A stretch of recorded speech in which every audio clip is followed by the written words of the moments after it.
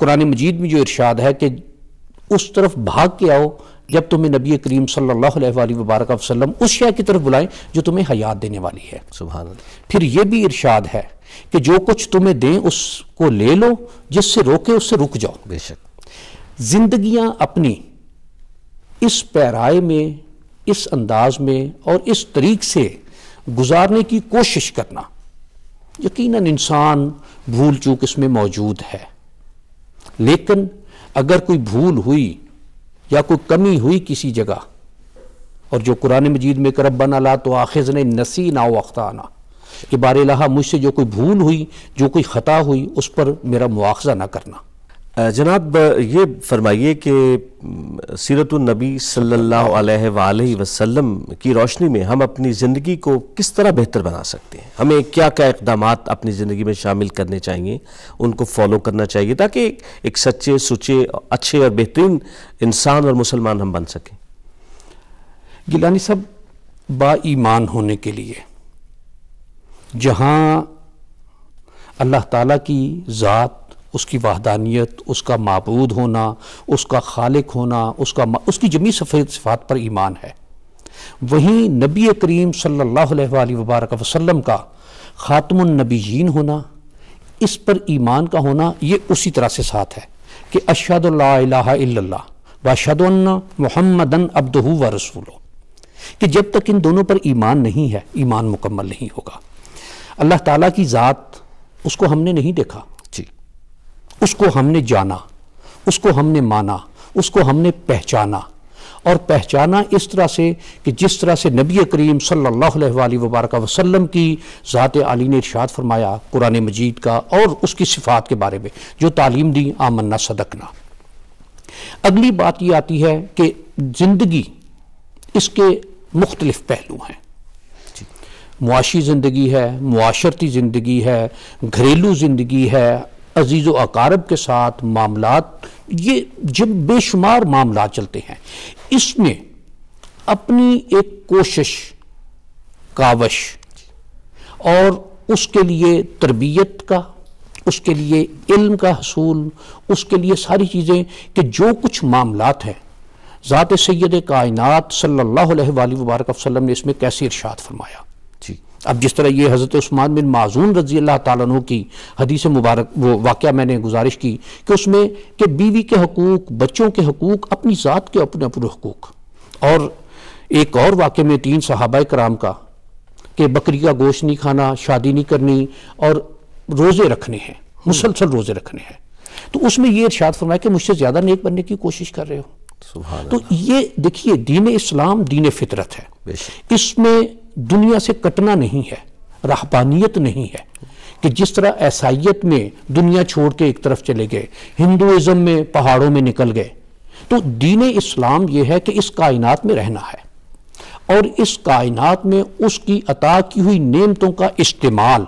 یہ اس کے ایک شکر کی کیفیت ہے. شکر میں جب ہوں گے، اور احساس، شکر صرف الفاظ کا نام نہیں، شکر ایک جذبے کا نام ہے. تو یقیناً لائن شکرتم لازیدنکم، تم شکر ادا کرتے رہو تمہیں مزید ملتا رہے گا. یہ اس میں کہ نبی کریم صلی اللہ علیہ وآلہ وبارک وسلم کی ذات کس کس طرح سے، کہاں کہاں، کیسے کیسے، کیا کیا، اس کو اپنے پورے سوچ، سمجھ، شعور، علم، عقل، اس کے دائرے میں رکھ کر اپنے آپ کو اس طرح کا بنانے کی کوشش کرنا کہ جیسے اس ذات مبارک نے چاہا. سبحان اللہ، سبحان اللہ. میں عرفان صاحب گزارش کروں گا کہ ہمارے سننے والوں کو آج کے دن کی مناسبت سے، یعنی ماہ ربیع الاول کے حوالے سے کوئی پیغام دینا چاہیں، کوئی میسج دینا چاہیں پاکستان ٹیلی ویژن کے اس پروگرام کے توسط سے. میں ایک ہی بات گزارش کروں گا کہ محبت، رواداری، احترام اور احترام آدمیت، احترام انسانیت، قرآن مجید میں بے شمار جگہ پر مثلا قولوا للناس حسنا، کہ لوگوں کے ساتھ اچھی گفتگو کرو. اور معاملات جو ہیں وہ صرف با ایمان لوگوں کے ساتھ نہیں، ایک اپنے آپ کو اس طریقے سے دوسرے کے سامنے پیش کرنا، اپنی مزاج کو، اپنے عمل کو، اپنی سوچ کو، اپنی عقل کو، اپنے تمام تر گزران کو اس انداز میں کہ دیکھنے والا یہ کہے کہ یہ اسلام جھلک رہا ہے اس کی زندگی میں، اس کے انداز میں، اس کے طریقوں میں. اور اللہ تعالی ہمیں اس کی توفیق عطا فرمائے کہ نبی کریم صلی اللہ علیہ وآلہ وبارک وسلم کی ہم اس انداز میں اطاعت اتباع کر سکیں اور اس ذات مبارک کے ساتھ اس طرح محبت کر سکیں جو اس ذات مبارک کا حق ہے. عرفان صاحب یہ فرمائیے کہ اس وقت پوری دنیا میں مسلمان تنزلی کا شکار ہیں، بے شمار الزامات لگائے جا رہے ہیں جو بے بنیاد بھی ہیں، غلط بھی ہیں، اور اس میں ایک اور بڑی جو آفت ہے وہ ہے دہشت گردی، اور یقیناً پوری دنیا میں مسلمانوں کا جو امیج ہے وہ دن بدن خراب ہوتا جا رہا ہے. اس سلسلے میں سیرت النبی صلی اللہ علیہ وسلم سے ہمیں دنیا کو یہ کیا میسج دینا چاہیے، یا دنیا کو ہم کس طرح کہیں کہ ہمارا یعنی دین اسلام جو ہے یہ محبت، امن اور بھائی چارے کا دین ہے، اسلام ہے، اور ایک عالمگیر مذہب ہے، یہ اس میں رہنمائی فرمائیے. گیلانی صاحب یہ بہت پیچھے سے ہمیں جانا پڑے گا، پیچھے بھی، کہ اگر ہم تاریخ اسلام کے آغاز میں دیکھیں تو ایک خوارج کا فتنہ آیا کہ جس نے دین اسلام کو بہت نقصان پہنچایا. پھر مختلف چلتے رہے. 13ویں صدی میں، عیسوی میں، پھر ایک فتنہ آیا حسن بن صباح کا، یعنی کو تقریباً اسلام کے 600-700 سال کے بعد. اس دور کو حسن بن صباح کی تاریخ اگر دیکھی جائے اور موجودہ دور کو دیکھا جائے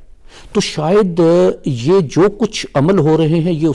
اس کے بھی یہی اعمال تھے کہ اس نے عراق کے علاقے کا تھا وہ رہنے والا، اور عراق کے پہاڑوں پر اس نے اپنا ایک جنت دوزخ بنائی ہوئی تھی، وہاں لوگوں کو لے کر جاتا تھا. اسی طرح سے وہ لوگوں کے گلے کاٹتا تھا، اور اسی طرح سے وہ لوگوں کو کہ بس تم یہ کام کر لو، اس کو مار دو اور جنت میں چلے جاؤ گے سیدھے. ہمارے ہاں اب یہ دیکھا جائے تو اسی طرح کی صورتیں آ رہی ہیں، لیکن جو عمل ہو رہے ہیں کہ جس طرح سے مساجد، جس طرح سے درگاہیں، جس طرح سے امام بارگاہیں، جس طرح سے مذہبی مقامات، اور ان سب کو چھوڑ کر جس طرح سے معصوم بچوں کو مارکیٹوں میں، پشاور کی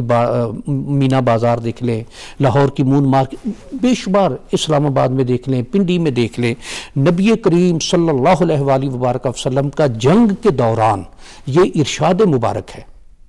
کہ بچوں کو، عورتوں کو، بوڑھوں کو قتل نہیں کرنا، فصلوں کو نقصان نہیں پہنچانا، درختوں کو نہیں کاٹنا، کہ صرف ایک تباہی پھیلانے کے لیے یہ کام، اور یہ ایک عام کام ہوتے تھے، اب بھی ہوتے ہیں. لیکن جہاں جہاں اسلام پہنچا، بلکہ میں اگر یہ کہوں، یہ شاید غلط ٹرم میں نے استعمال کر لی، کہ مسلمان فوجیں جہاں جہاں پہنچی، کسی جگہ یہ چیز نہیں ملتی کہ شہروں کو جلا دیا گیا، بے دریغ قتل عام کیا گیا. یہ حکم نبی کریم صلی اللہ علیہ وآلہ وبارک وسلم کا. موجودہ دور اور ایک انحطاط کا دور، ایک فرسٹریشن، اور اس میں ہر طرح کا الزام مسلمانوں پر، اس میں جو میرے نزدیک سب سے بڑی وجہ ہے وہ دین سے دوری ہے، دین سے برگشتگی ہے، کہ دینی تعلیمات ان کو ایک طرف چھوڑ دیا گیا اور دنیاوی معاملات میں آ کے اتنا. اور ایک چیز دیکھیں ایک علمی حوالے سے کہ ہمارے ہاں اب دو طبقات ہیں، ایک وہ جو مدرسے کا پڑھا ہوا ہے، ایک وہ جو یونیورسٹی کا پڑھا ہوا ہے. مدرسے میں پڑھا ہوا جو ہے اس کے نزدیک یونیورسٹی میں پڑھنے والا جو ہے وہ اسلام سے کوسوں دور ہے، اور جو یونیورسٹی پڑھنے والا ہے اس کے نزدیک مدرسے سے پڑھا ہوا شخص ایک جاہل مطلق ہے کہ جس کو دنیا کا کچھ پتہ نہیں ہے. یہ تفریق یقیناً نام تو اغیار ہی کا دیں گے کہ اغیار نے ہی یہ تفریق پیدا کی. اب ہمارے ہاں بھی ایسے ایک سو کالڈ پروگریسو آپ کہہ لیجئے ان کو، کہ جو دینی شاعر کا مذاق اڑانا اپنی جگہ ایک فرض سمجھتے ہیں اپنے آپ کو. لیکن اگر تعلیمات اسلام کی دیکھی جائیں، جی، ان کا مطالعہ کیا جائے، ان پر غور کیا جائے، تو وہ پورے دنیاوی معاملات کا احاطہ کرتی ہیں. جی بے شک. کہ علم کے حوالے سے مثلا میں دونوں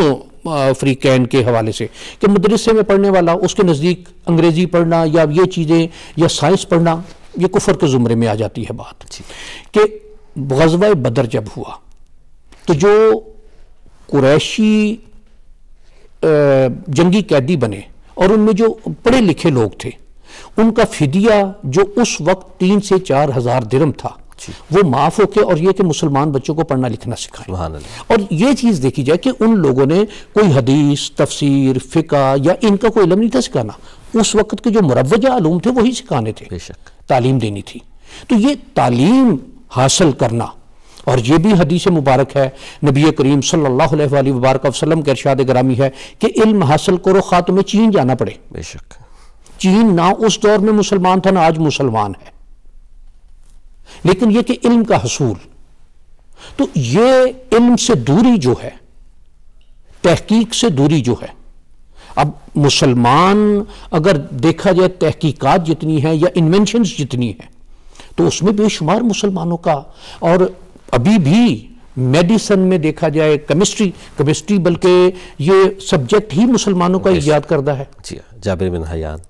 بن حیان نہیں، حضرت امام جعفر صادق. بے شک. اور اس میں اور بے شمار چیزیں ایسی کہ جن کو مسلمانوں نے انوینٹ کیا، لیکن جو ہی مسلمان علم سے پرے ہٹے تو یقیناً تنزلی اور علم حاصل کرنا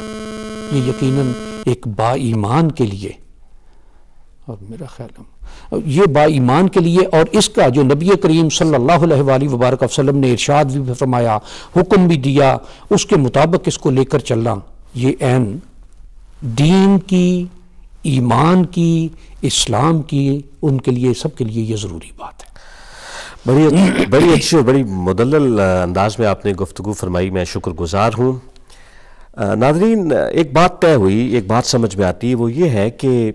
اچھا مسلمان بننے کے لیے اچھا انسان بننا ضروری ہے. یعنی مراد یہ ہے کہ آپ کے جو اقوال ہیں، آپ کی جو معمولات ہیں، آپ کی جو مصروفیات ہیں اور آپ کا جو رہن سہن ہے، اگر اس میں نبی کریم صلی اللہ علیہ وبارک وسلم کی جو تعلیمات ہیں ان کو ہم شامل کر لیں تو ہماری زندگی بھی اچھی، ہماری گزران بھی اچھی، ہمارے یقیناً معاملات بھی اچھے. اور امید ہے کہ آج کے پروگرام کے بارے میں آپ اپنی رائے سے بھی نوازیں گے اور آپ کو یقیناً اچھا بھی لگے گا. اس کے ساتھ ہی میں اجازت اور رخصت کا طلبگار ہوں اپنے معزز مہمان سے بھی اور آپ سے بھی. میں ایک دفعہ پھر شکریہ ادا کروں گا سجادہ نشین سید محمد حبیب عرفانی صاحب کا کہ وہ تشریف لائے اور ہمیں اچھی اور کارآمد باتوں سے نوازا. اللہ حافظ.